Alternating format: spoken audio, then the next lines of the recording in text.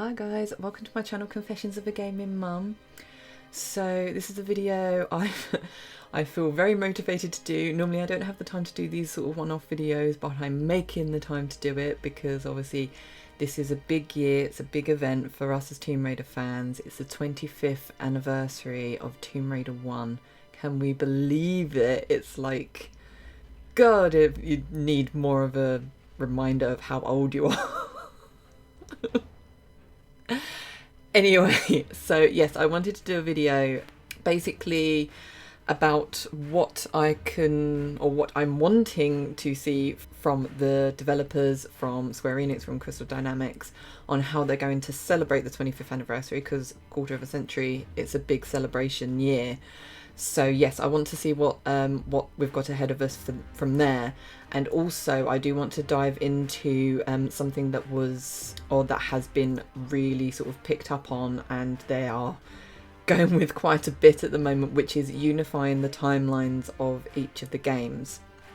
So yes, so that's where I'm going with this video. I hope you stick with me for it, so because it probably will be long and drawn out, but we'll just see how it goes. First off, I just want to watch the video that was released by the devs as just an introduction into the team that will be working on Tomb Raider going forward, and also because they tease at what we can expect this year and years to come with Tomb Raider. So let's just watch that first. Right, shall we get this video started? Hey everyone, Megan here, and I am so excited to be doing this video because it feels like it has been forever since we last talked to Tomb Raider. It is. Please look forward to year-long community celebrations such as fan art and cosplay highlights. I really hope, I hope I don't sound mean on this. I really hope there's going to be highlights, as they put it, rather than extensive cosplay activity that there seems to be in a lot of Tomb Raider stuff. Like I said, I hate to say it, but with the 20th year anniversary, there was a lot of cosplay, and the Tomb Raider community isn't just about like cosplay. So yeah, I'm really hoping that that as she says, it's highlights. It's not all about the cosplay, because yeah, we need other things, not just a little bit about fan art and then a lot about cosplay. That's all I'm going to say on that matter. Interviews, live streams, and some special extras that I don't want to spoil. We'll be theming each month based on a different game. First up, the classic that started it all, 1996's Tomb Raider.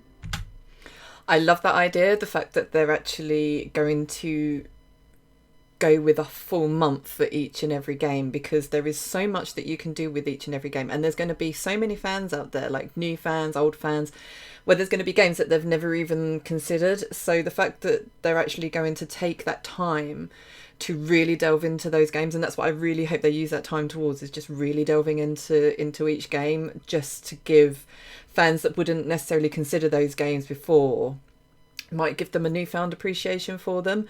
And I think that will really help with their whole mission with unifying the timelines, is to just try and bring all the fans together and get them all to not force them to appreciate the games, but actually try and give them more information that might actually help them to appreciate the games. So yeah, I'm happy with that. That's when I first heard that, I was really pleased with that. Celebrations officially begin the first week of February. Hi, I'm Dallas Dickinson, executive producer on all things Tomb Raider here at Crystal Dynamics. I've only heard good things about Dallas, so yeah, I'm really looking forward to seeing what he can actually bring to the actual franchise, because as probably a lot of people know, I do not have a very good outlook on Crystal management. So seeing someone new, or relatively new in terms of new to the franchise, I'm quite hopeful with this guy. So yeah, I'm hoping he'll be a lot more open to bringing the classic stuff back to the franchise, which I think the management, like previous management, have been really sort of like closed on the idea. They're not open to it because, as far as they're concerned, Tomb Raider is theirs. They don't want to look back. They want to go forward. But I think because a lot of the people that have been working on Tomb Raider before are now working on Avengers now, I think it's given guys like Dallas a chance to actually have more freedom with Tomb Raider. So I am very hopeful with this guy leading the way. I spent the rest of the day climbing, jumping, shooting, solving puzzles, backtracking again. I love that he says that as well. The fact that it's like puzzle solving, like jumping from ledges and backtracking and then backtracking again, because it seems that you get a lot with games these days. It's all about pushing you forward, that you're not going backwards and forwards and left and right and just around in circles all the time. And that was what was great about Tomb Raider, in terms of like, it wasn't just a straight line that you would go in. It could lead you anywhere, especially with Last Revelation. I always found that you'd always be going one level, then into another level, and then back again and stuff like that. And it was great that it just was so open in that sense. So I'm hoping the fact that he's brought that up says that that's what he wants to bring back to the franchise. He eventually had to kick me out. Thank you, Dallas. I'm Will Kerslake, game director on the Tomb Raider franchise here at Crystal Dynamics. We envision a future of Tomb Raider unfolding after these established... So obviously he's saying now that about like how they see it going forward. So obviously, I think when people see the reboot, they think that the next game after that is going to be soon after that. But if you think about it, the reboot obviously is Lara in her 20s, and like early 20s, like she's fresh out of uni basically. And when you look at classic Lara, I mean, I think Tomb Raider 1, she's like 30, 31 or something. So that's a big jump. And I can't for the life of me think of if they actually give an age for what she is in Angel of Darkness, but obviously she's got to be at least in her late 30s. So if they're actually looking, because that's quite an interesting take, they're actually looking to have an older Lara. That's what it sounds like in the next sort of main game.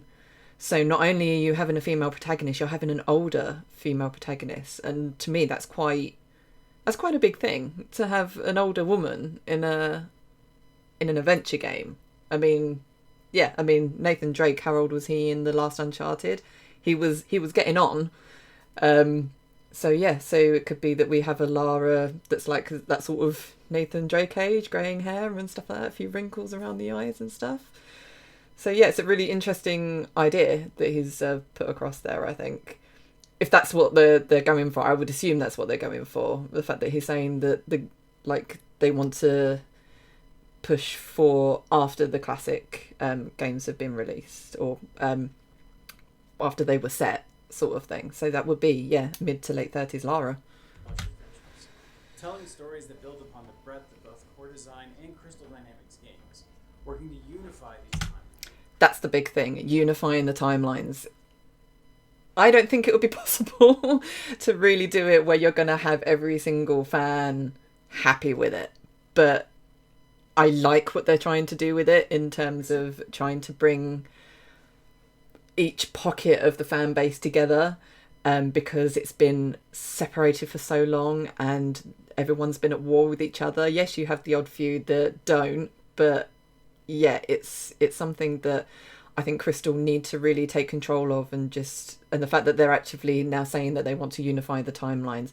I don't think I've seen more positivity on Twitter since they actually said that. Obviously, you still have the cynicism of the fact that will they actually be able to unify the timelines, but still, the fact they're actually trying to do it, again, speaks volumes to me. The fact that they're actually wanting to unify it all and bring everyone together, and bring Tomb Raider together, finally, because it's been separated for so long. So, it's such a good thing to hear. Tomb Raider's extensive history, this is not an easy task, and we ask for your patience as we go through the development process. And obviously the fact that he says that, so he admits the fact that unifying the timelines is not going to be easy, because there's a lot of things that will contradict, in terms of obviously Lara's bio, for instance. In the classics, she was divorced from her parents. Her parents didn't die. They actually just disowned her because she didn't do what they wanted her to do. She didn't marry some rich earl that they'd sort of arranged for her to be with.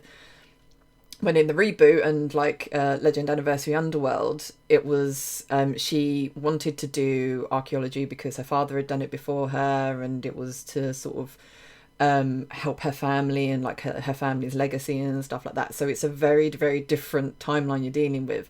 And also the fact that you have a Lara that's when you look at like the younger Lara from core era, she's very sort of kick-ass and sassy like she was basically 30 years later.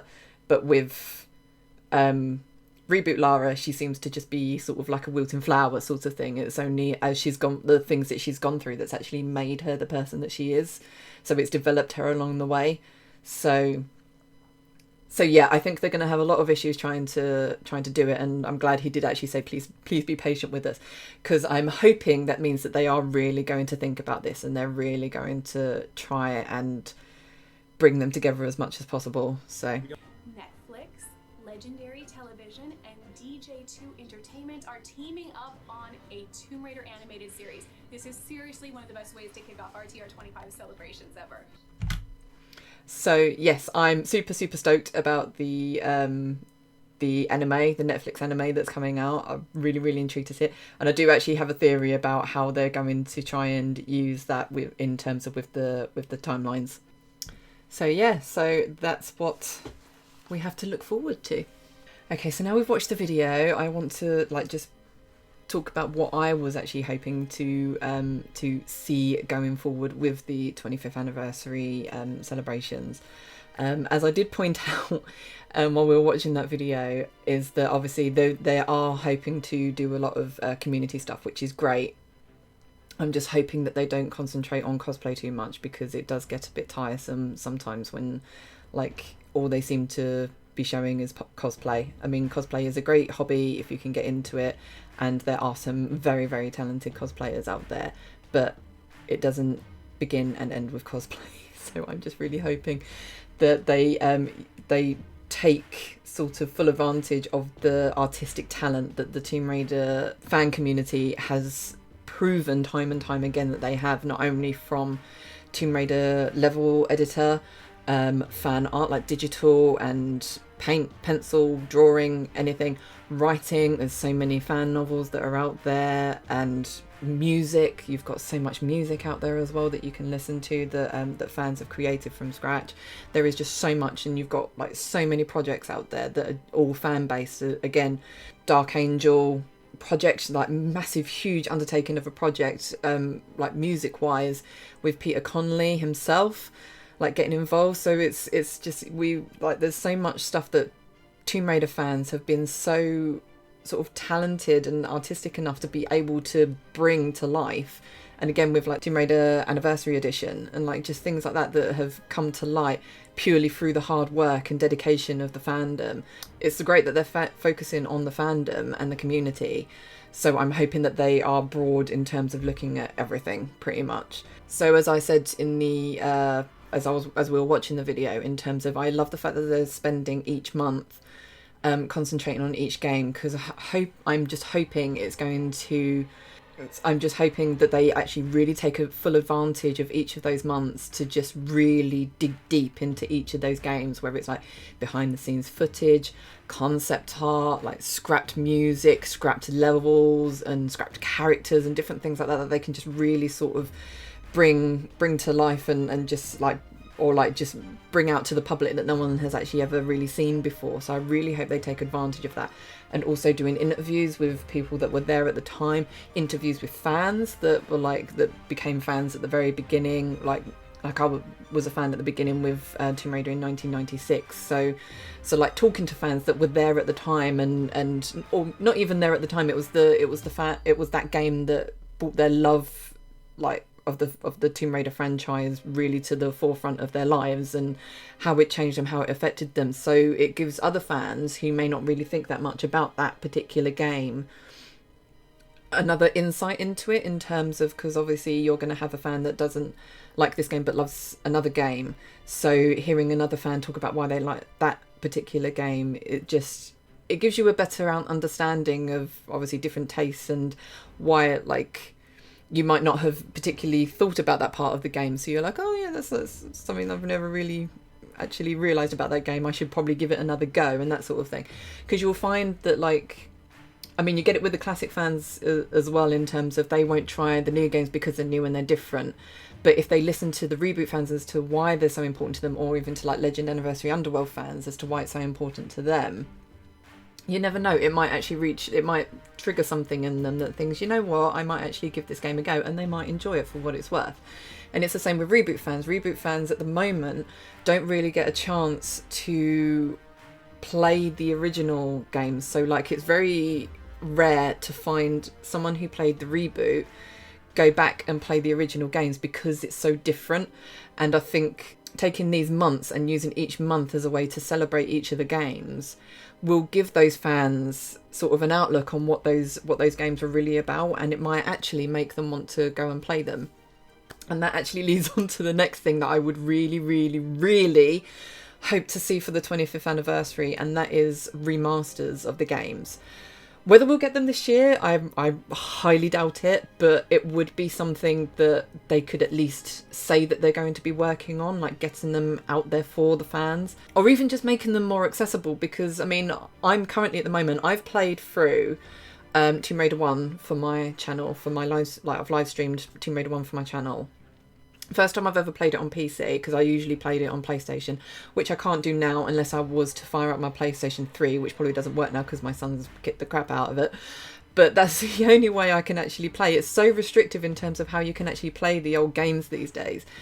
I'm having trouble like trying to play Tomb Raider 2 unless I use an emulator to play the PlayStation version on my PC, because on Steam it just will not connect with my PlayStation controller. So I'm finding it incredibly like impossible, and I know so many people have found it really like harder and harder to actually play the classic games online on their PlayStations, whatever. It's like that you literally have to rely on your old hardware still working and still being alive for you to be able to play the old games if you don't play on PC. And like with me playing Tomb Raider 1 as well, a lot of that was fan mods to actually make it run properly and to actually have the music and stuff. It's just been so badly neglected over the years. And that's why you have those fans, like I said, you'll have a reboot fan that's like, oh, actually, I might give it a go. And then when they go to do it, they just find it's really difficult and you're having to jump through hoops to be able to get it to play. So they're not going to bother. So I really, really hope that Crystal actually finally do something with the old games and make them more accessible to other players and to to everyone, really, because they deserve more than this. They deserve to not just be left to sort of the archives. They need to be brought back to the 20th century or 21st century, really. So I'm really hoping another thing that they do as well is just some competitions just to get people involved with stuff. I mean, I don't know what sort of giveaways they'd be able to do. I don't know if there's any sort of like classic stuff around that they'd be able to give away as competition prizes. But that kind of leads in as like a segue into my next thing, in terms of I want to see merchandise this year. Merch, all the merch. I want to see classic mugs, classic t-shirts, like official stuff that fans don't have to make themselves. I want to be able to see, like I said, classic Lara on a mug or on a t-shirt, or I said something earlier to myself and I forgot what it was, but just like loads of different things that people like that cost like $10, $15, $20 rather than like, I mean, the statues are amazing. The statues are beautiful. I've got some of them myself, but it's like $600. Not every fan can afford this. The everyday fan needs to be able to have merch that they can like afford and that they can like save up for realistically and be able to sort of just feed on their fandom. It's sad really that they don't really include that. I mean, we've had odd things over the time, but a lot of the time it's really bad quality. So I'm hoping that this means that this year they can really sort of, they just go mad on it. It might be tacky and it might be silly, but it's what fans love and they will absolutely lap it up. So I'm just hoping they use that opportunity to really, really go for it this year. So I've talked about really what the months are going to be like. I mean, in terms of what else I expect for there to be, I really don't know, but I'm really intrigued to see what they come up with. Obviously, they did say about live streams, so that'll be a really good way as well to get fans that wouldn't necessarily have played the original games to actually get a glimpse of what's involved really with the classics and stuff. And again, it's like when you get up to the newer games that necessarily classic fans wouldn't have played, they can like dip in and see what they think and stuff like that. So I really like the idea of the live streaming. So I'm looking forward to seeing how they do that as well. But yeah, I do think because obviously, and it's going to be a full-on year. Can you imagine? It's going to be each month there's going to be a new game or new game in terms of different game for them to talk about. I do have a sneaking suspicion that there will be something announced in like December or something. I mean, Will did say in the video that they're nowhere near to announcing the next major game, but you never know. I think there's been a lot of theory and speculation going around in the fandom as well about the fact that we're getting a new Weta statue, which is going to be kind of classic, but it's more anniversary Lara with the Raptors. So it's obviously what they're getting out in terms of their driving towards the putting reboot Lara into a classic sort of timeline sort of thing. So I do wonder if there is actually going to be a remake. I'm not particularly fond of the thought of the idea of a remake because obviously we've already had Anniversary, but then it's kind of like, is this their way of just trying to show that they can blend the timelines together? That's how I'm kind of seeing it. If they think that they can do that and then lead on from that, which is where I think they went wrong with Anniversary, because obviously they were trying to tie them both together, but they just were such polar opposites, it just didn't work. So I'm hoping that they try and make it that with the reboot that it's going forward. So literally we're going to have Tomb Raider 1 remade, and then going forward it's going to be not from it. That's literally going to be the only sort of classic adventure that we're going to see, and then moving forward it's going to be other stuff. Obviously the Netflix series isn't part of the 25th year celebrations. It obviously just happens to be announced at the time. So I think with my theory, because I just say I do actually have a theory about the next Netflix series, and I think what it's going to involve is because obviously they've got this whole thing that they're trying to drive home about it being a unification of the timelines. I think what we'll probably see is, like I said, we'll get a remake of Tomb Raider 1 as a game, and then Tomb Raider 2, Tomb Raider 3 onwards, all the classic ones leading up to Angel of Darkness. I think they're going to put them into the TV series. That's what I actually see happening, because they did say that the series is going to take place after Shadow, but they didn't say after the classic games. But they did make a point of saying that the next game, pretty much, they want to focus on it being after, not only after the reboot, but also after the classic games. So I think they're going to try and use the classic games within the series, and that's how they're going to work out how they're going to unify the timelines. It could be, this is ideally how I see it in my head, in terms of it's going to be Series 1, Tomb Raider 1, so, or maybe it'll be like the first episode will be Tomb Raider 1, second episode will be Tomb Raider 2, and it'll be just like, obviously that would be quite, if they are like only half an hour long, and it's not going to be a very sort of full-on version, it's going to be just like the best bit sort of thing. But what would be great is if they did like each series was based on each game, but probably not, because that would take a long time to do.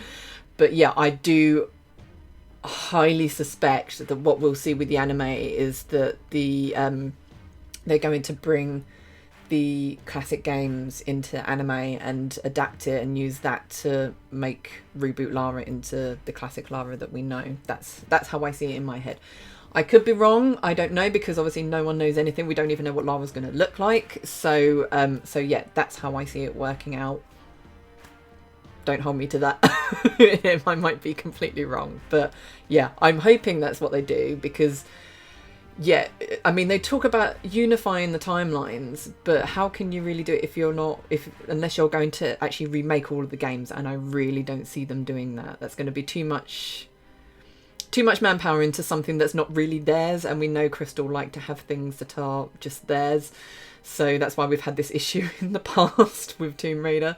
So I think they'll do the remake for Tomb Raider 1 just to establish, like I said, the unification of the timelines. They'll use the TV series or the Netflix series to fully solidify the unification of the timelines, and then from there they can use the games to just broaden Lara and Tomb Raider's story even further. So yeah, that's my idea. So yeah, so thinking of like in terms of how they can actually unify the timelines, it's as Will said in the video, it's not going to be an easy task because there's so many different things. As I said before, you have a completely different bio for Lara to start off with, so which is totally Crystal's fault. They should have thought at the beginning before they completely changed her timeline or her bio. So yeah, so obviously that's going to be a big thing, and to be honest, they're falling at the first hurdle there in terms of they're not going to be able to unify them because her bios are so different. So that's why I kind of see it as being, obviously it would just be the classic games with reboot Lara slapped into it. That's how it's going to, that's my general outlook on it. That's how it's going to be. It's going to be the classic games but with reboot Lara sort of shoved into that situation. But you've also got the whole thing of like with Tomb Raider, with Last Revelations, we're introduced to the character of Von Croy. So, and obviously he's the antagonist throughout the entire game. So how are they going to do that? And I was discussing it with my husband the other day. It's kind of like you have this guy who was Lara's like mentor through her early years, like through her formative years, like when you see him again in Chronicles. And it's kind of like just how exactly are they going to, and obviously in Angel of Darkness as well. So you have that whole thing of, do they then replace Roth with him in terms of in the mentor side of things? But then how are you going to have him be there in terms of with Last Revelation when he actually becomes her enemy and she's actually fighting against him? So it's one of those things in terms of how they're going to do that. Are they going to have him be brought in as in like he comes later in her life, so you have Roth be the mentor in the early part of her life, and then have Von Croy, maybe he was a professor at her university and she meets up with him later in life. I don't know, like they kind of like what's his face, I can't remember, the guy in Reboot who was the other archaeologist, like him in terms of they met up, had differing opinions on things, but then they decide to work together and then just go head to head to try and beat each other because they've got just very different outlooks on it. That's the only way I can see them bringing Von Croy into it. But again, that's not you. That's kind of unifying the timelines in terms of bringing him in, but in a very different way. He's the only really big character, or those are the only two really big characters I can really see, like that you have that sort of opposing thing with. I mean, like other people can expand on other characters or whatever, but yeah, I think that's the biggest hurdle is with that whole Von Croy thing. But again, you just have so many different ideas to bring in. Obviously, we're going to have Natla most likely, especially if they're remaking Tomb Raider 1. The fact that they had a tease of Natla in Shadow, which was taken out. So I think they just thought that was too early to have, or there would be like the fans speculating on it, because we know how much the Tomb Raider fans like to speculate on things. So yes, I can understand why they took it out in that sense. So it might be that they just wanted to leave off that sort of hint for further down the line. I don't know, but yeah, in terms of, like I said, you have those very obvious hurdles in the way for unifying the timelines. So it will be interesting to see how they do it. I'm hopeful because the fact that to me at the moment, I think it shows that they actually want to try and bring it all together.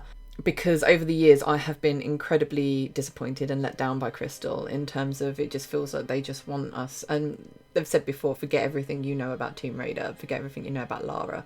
We've had the digs, we've had her be called an ice queen, we've had people moan about her tank controls and stuff, and it's like, it always just felt like an insult, like you're spitting on the grave of the person that got you where you are today. It's always felt disrespectful. So the fact that it seems like they're actually now very vocally talking about the respect and the love they have for the classics and that they want to bring that back just really just makes me hopeful that something positive can happen for the series. I'm still really skeptical and trying to be as realistic as possible about it. Like I said, because it's going to be incredibly difficult for them to unify them and for them to get everything exactly right. They're not going to get everything exactly right. Like I said, bios are completely wrong, and Von Croy, Roth, alternate universe things.